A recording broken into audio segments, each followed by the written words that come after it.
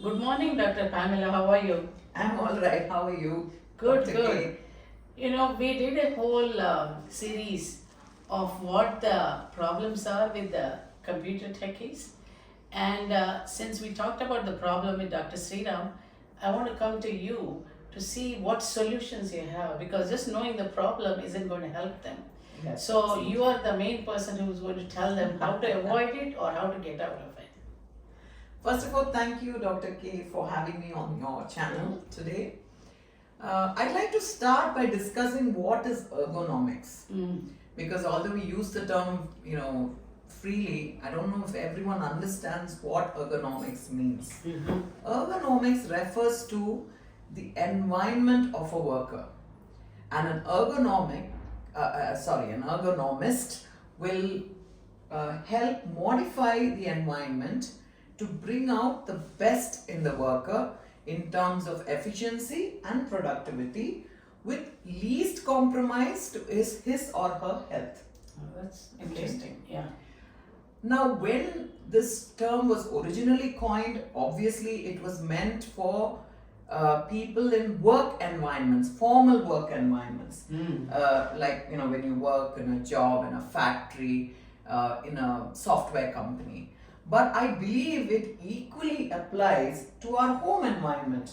For example, homemakers work at home, and so home is their work environment. Correct. Yeah. Therefore, ergonomics can be applied to the home environment as well. So, this is a very important thing to remember for today's session. So whether you're working from home or formally in an office, or maybe you make your home an office, like people are working from home, Yes, the whole ergonomics takes yes, into account. yes, absolutely, Dr. K. Fantastic.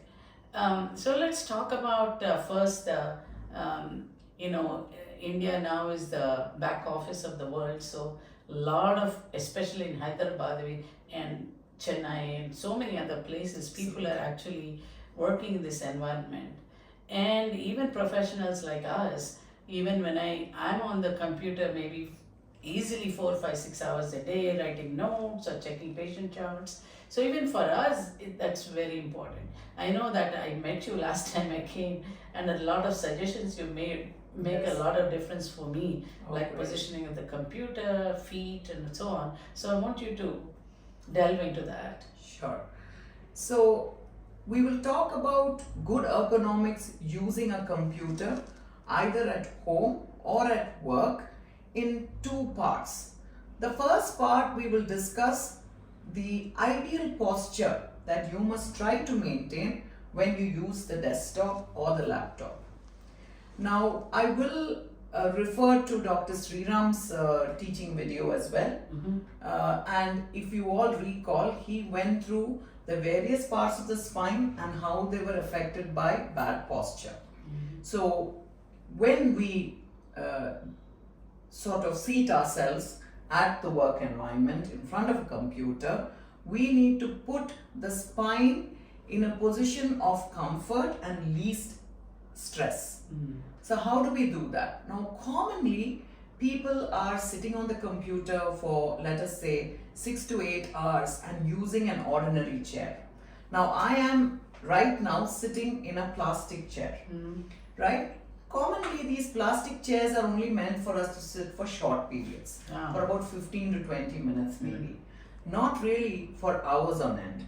So, the first thing is you must have an executive chair to sit on if you're going to be working on the system for any time longer than an hour or two daily. So this includes people who work from home, maybe people who are stock trading and they only sit for a couple of hours in the morning and the evening. Even they should have an executive chair. An executive chair by definition is one that has wheels. Okay. Okay, so there are wheels, and with the wheels you can move the chair to get to another aspect of your workspace If you for have some two books screens, or files, etc. Or if you work with multiple screens, you might want to see another screen, and therefore you move the chair over to see that screen. What you will not be then doing is repetitively turning your back like this. Oh, that's Right. important. So when you keep turning your back, you're going to wear out your facetal joints. Mm. So this is just a recall on what Dr. Sriram has discussed. These small joints in between the vertebral bodies are your facets. These are synovial joints, just like your elbow, your knees, your ankles, and 33 pairs of them have to work together, much like a Bollywood dance. Wow. Right? And to bend your spine, straighten your spine, turn your spine. But if you wear them out and you repeatedly keep turning like this, say you have another screen here, so you're looking at that screen writing something, looking at that screen writing something, you will end up wearing it out too soon. Right? So for such jobs, it's better to be on an executive chair where you turn the chair on the wheel, you look at your screen and then you turn back. Very good point. Okay? So this is one of the first points about the chair. The second feature the chair should have is an adjustable height. Okay? Commonly, sometimes you're short, the chair in the office is quite tall and your feet are not touching the ground. Your feet must touch the ground so you're stable and the core muscles can relax and what we call accept the base. The base in this case is the backrest and not be constantly under stress through 8 hours of a working day. So your feet must touch the ground, right? So your chair should have wheels, should have an adjustable height feature with which you can lower or raise the height so that your feet touch the ground. The third point is when your feet touch the ground, I'm just going to move this one to show Just the wanted to camera. ask you, if somebody doesn't have that adjustable chair, they have a comfortable chair, if the feet are not touching the floor, what do you suggest they put under the feet? They can put, temporarily Stool. a small a footstool. Certainly you can do that, or you can put a raise on the table if you have a gap under the table. Oh, you can put it. Yes, and you can put your feet up on the footrest, but that is not ideal for long-term sitting. Okay. So ideally you should have the You chair. should have a adjustable height. Shows how to sit the posture? Yes.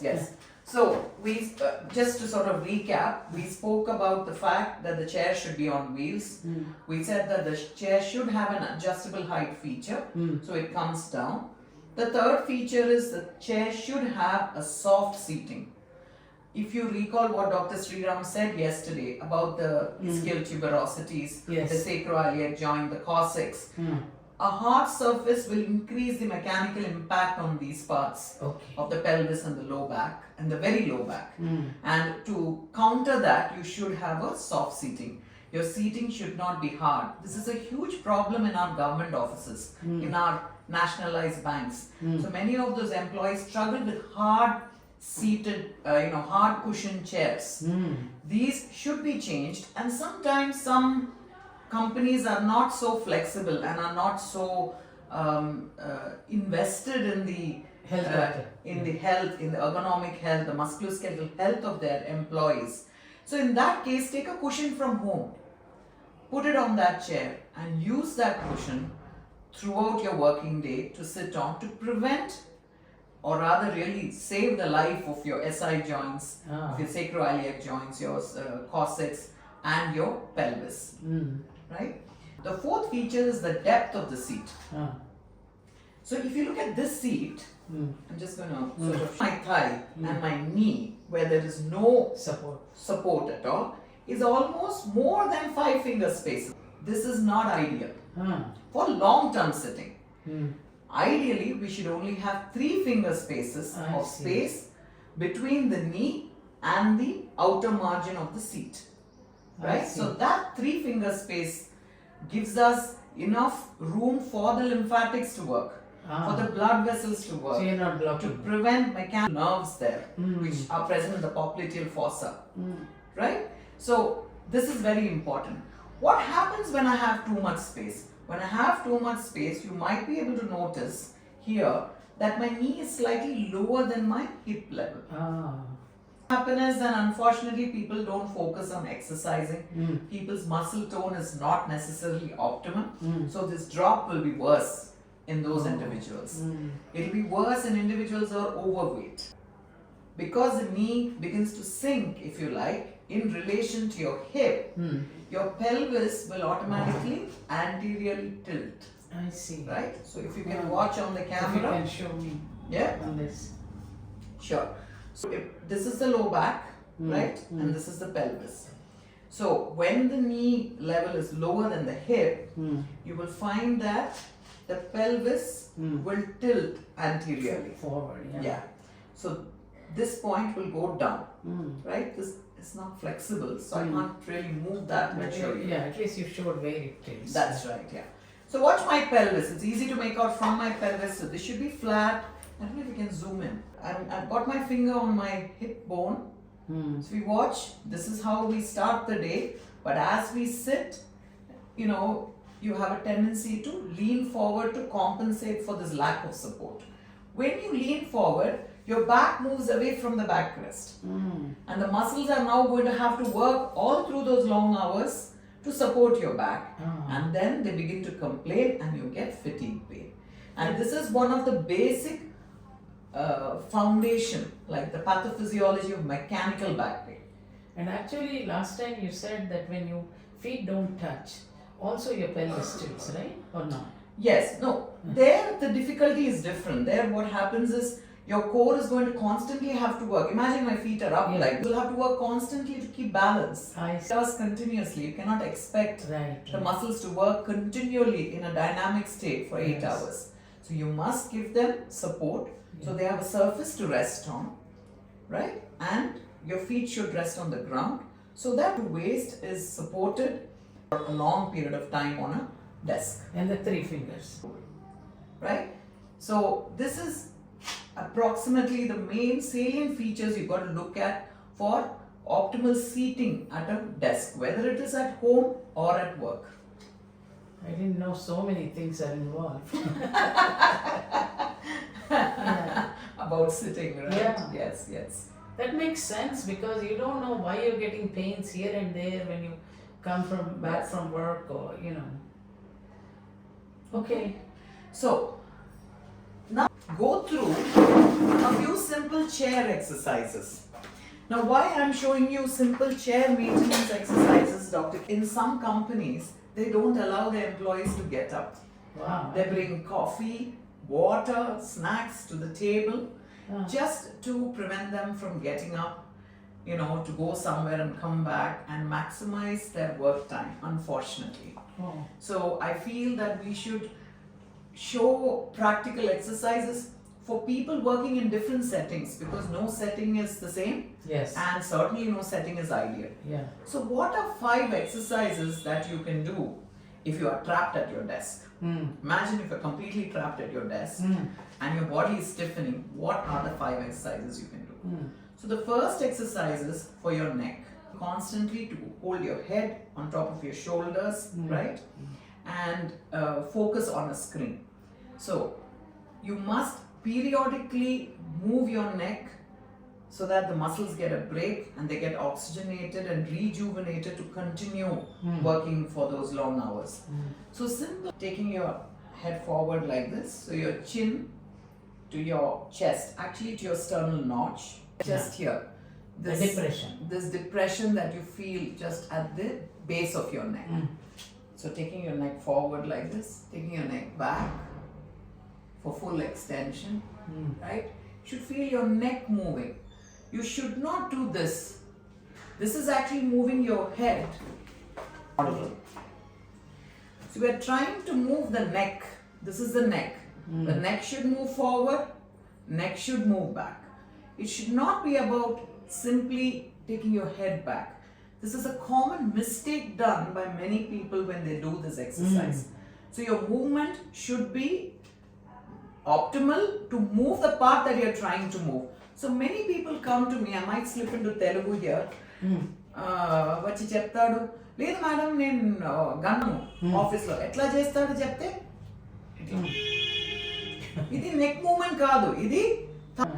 So the head is supported by the top cervical vertebrae. We are not so interested, that also should be mobile, but we are more interested in the lower cervical vertebrae, so you need to which are the most mobile part, and they are the most susceptible to problems such as facetal arthropathy, lower cervical disc prolapses, etc. So you want to move your whole neck. So a way to remember that is, going back to this, there is a prominent vertebrae here. Dr. Sriram might have shown you that. This is the C7 vertebrae spine. So you can actually feel it in your neck, at the back of your neck, at the base of the neck. So you should feel movement from above that. So when you take your neck forward and back, you should feel the neck moving, not so much the head. Okay? So this is one movement. The second movement is one where you take your neck side to side, like this. Do you recommend holding in that position or? Not necessary, no. You can just move it side to side, okay? And then taking it into a bent position towards the side, right? Side to side, this way, where you feel the ear coming to the shoulder, right? The last is the rotational movements. Now, rotational movements should be attempted by people who do not have established cervical spondylosis with dizziness, because you might feel dizzy at work when you do it. But for a person who is just doing it to maintain neck range of motion, please do neck rotation by all means. So neck rotation should be done like this. In neck rotation, focus on touching your chin to the front aspect of your chest and the base of your head, this time to the back of your neck when you're doing it. Do you do both the clockwise and counterclockwise? Yes. So you do forward 10 movements, back 10 movements, rotations like this 10 movements, side bends 10, and clockwise, counterclockwise 10 each. It will take you a few minutes of your time to do this properly. Set an alarm on your desktop or on your watch to tell you to do this, and it will add years to your joint health. Excellent, excellent. Okay. Now, so that we covered the neck just now. The second set of exercises is the shoulder. You started it. It's okay. All right. So now that we've addressed simple exercises for the neck, now we will look at the shoulders. Now, the shoulders are another area of pain, of discomfort, of constant disability due to lack of movement in techies. So you need to also support your shoulders. Now the chair is all very well for the spine, but how do we support our shoulders, elbows, our wrists? The wrists are very important. If you remember Dr. Sriram's lecture, he spoke about how the mouse movements would affect your fingers and your wrist. So these joints also need support, right? So for that, ideally your table should have a table extension. I see. So that you can pull this extension out. Your executive chair should have armrests on which you can rest your elbow, so the shoulder gets support, and your hand is on your mouse pad, right? And you're sitting like this with your feet on the ground, your back well supported, 3 finger spaces behind the knee, and your screen is at eye level. This is the most ideal position to work on, and you will find for yourself that your fatigue level comes down, your stress level comes down, and you're not in pain by doing work in this position for even a prolonged period of time. Okay, so this is very important. Now, why do we want to support the shoulders? Because when you're working, all the little shoulder muscles are working for a long period of time. And the rotator cuff muscles, the main 4, the supraspinatus, the infraspinatus, the teres minor and the subscapularis, which control your shoulder, are little muscles. And they fatigue easily. So if you're going to not support the shoulder and let the shoulder sort of dangle, these muscles are constantly working, if you imagine, to hold the shoulder up. So you want to rest them. So when they are on the arm of the chair, the shoulder will get support, and you will be able to work more comfortably without having problems such as rotator cuff tears, periarthritis, tenosynovitis, bicipital tendonitis, to name a few of the more common problems. The other muscle which will be rested is your trapezius. Right? So the trapezius is a busy muscle. Can you show on the where you can? Oh, of course. On this, or shall I show it on the skeleton? You On put the on this. skeleton will be easier. Where exactly it is, what shape? Yeah. So the trapezius is here. Can you see this little triangle? Ah. This is where the trapezius is. The trapezius inserts into the long bone Ah. of the upper arm, this humerus, right? So it's placed here. But it's a huge Okay. fan-shaped muscle. Hmm. And that is what you see out from the front. But actually the muscle has multiple origins from the cervical spine, dorsal spine, even from the lumbar spine, from the ribs, from the scapula. And all of it becomes one big tendon which goes and inserts into So, your as the name implies, the humerus. shape is trapezius shape. Yes, trapezoid. Yeah. So the shape itself is like this. Yeah, it's a big muscle. Very big muscle. And the upper fibers of the trapezius are more busy than the rest of the muscle. So the upper fibers refer to the ones here, just here. Now, it is a very friendly muscle. It's like your nosy neighbor, always wanting to put its hand into everything. So, if the cervical spinals are in distress, the trapezius will work. If the shoulder muscles are tired, the trapezius will work. Plus, it is a very emotional muscle. It has sensors in it which are connected with our amygdaloid system in the brain. So, it picks up emotions Oh. and internalizes it and gets tight. Oh, that's why we have backache. That's and why headache. you get headaches. That's why you get upper backache and neck pain. You get knots in the muscle which hurt. So you see people doing this, right? So they're all massaging the knots in the trapezius. Yeah, so it gets fatigued because it tries to be helpful to everybody. Everybody and tries to work constantly. So our interest is to make sure the trapezius, Strong. is strong and is relaxed. And how will it relax? If you keep fit the other muscles which are actually meant to do the work at the neck and at the shoulders. Okay? So, coming to the next exercise which is important, we spoke about neck exercises, are simple scapular exercises and shoulder exercises. So, again at the desk, you can do shoulder shrugs to relax the trapezius. Yes? Shoulder going up to your ear. Take your flat bone, the scapula, back like this, right? Take it back so it comes together at the back. So All the the time. scapula, if you want to show, Yeah, I guess sure. skeleton doesn't have. They should come together. It is there, yeah. So these two should come together. These two should come together, By right? The scapula should come together. I'll show you from the back. We have some videos too, Dr. K. Okay. You can Yeah, give me a link. give the links and you can show it. So it's shown on a model. So this is the movement you're looking at. Let me move your hair. So Yeah, I sure, can sure. see. Sorry. So taking So your here both muscles, these Yes. scapulas are coming yes, together. like this. That's Scapula, and then you also should rotate your shoulders forward and back. So doing these 10 times will help maintain your upper back and your shoulders. Then coming to your wrist. For the wrist, do this simple stretch. Right?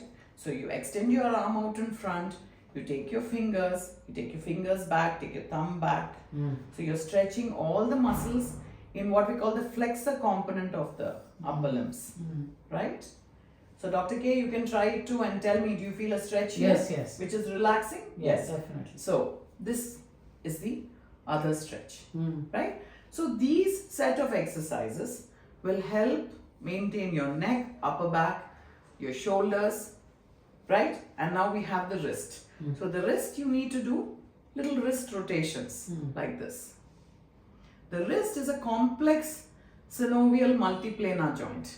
So doing wrist circumduction is very important to free up the various aspects of the wrist, because the wrist has to move so subtly, especially when you're using the mouse.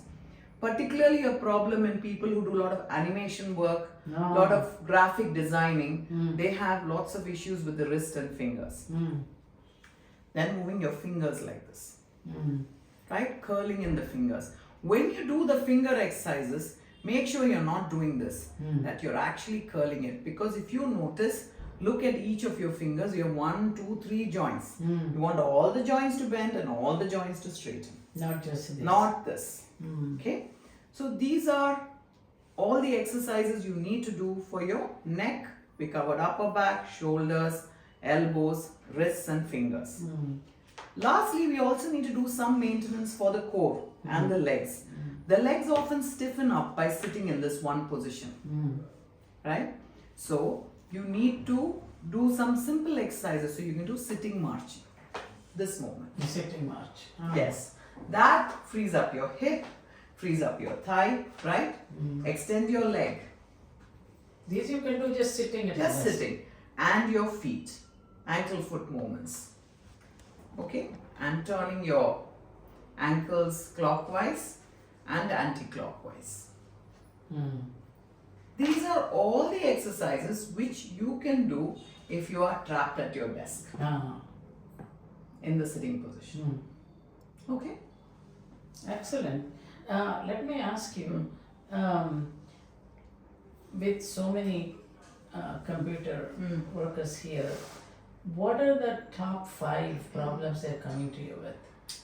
The top problem would be neck pain, trapezial myalgia, back pain, mechanical sacroiliitis.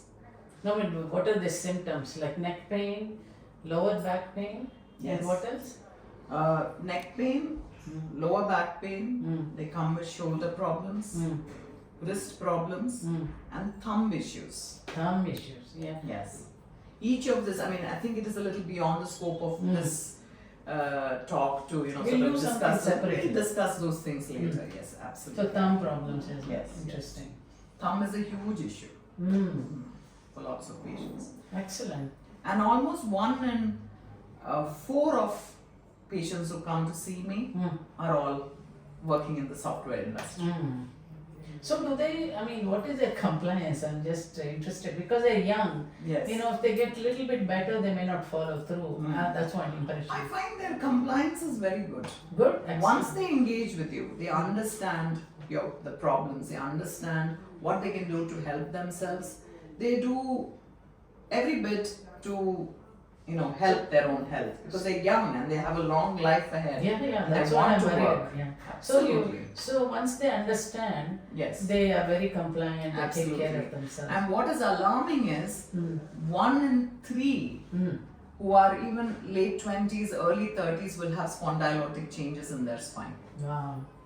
So that is alarming. I'm now almost 26 years into practice and that picture has changed dramatically from when I started working in Hyderabad. So it's something you would see in older people, People has now moved down few 10 decades. years, few decades. What we used to see in 48 plus has moved down, right down to late 20s, early 30s. I mean, that's the most productive age. And Absolutely. so Their spines, remember, have to last a long while. exactly. So just like you invest in mutual funds, so you have the funds to live a good life throughout your lifespan, you have to invest in your musculoskeletal health. Exactly. So that you can move efficiently, painlessly, comfortably in your older years. Very important. And that investment starts young. Yeah, excellent point. Thank you so much. Thank That you, was thank you, extremely Dr. helpful. I know that a lot of our audience would love to practice what you've suggested. Thank you. Great. Bye. Thank you so much.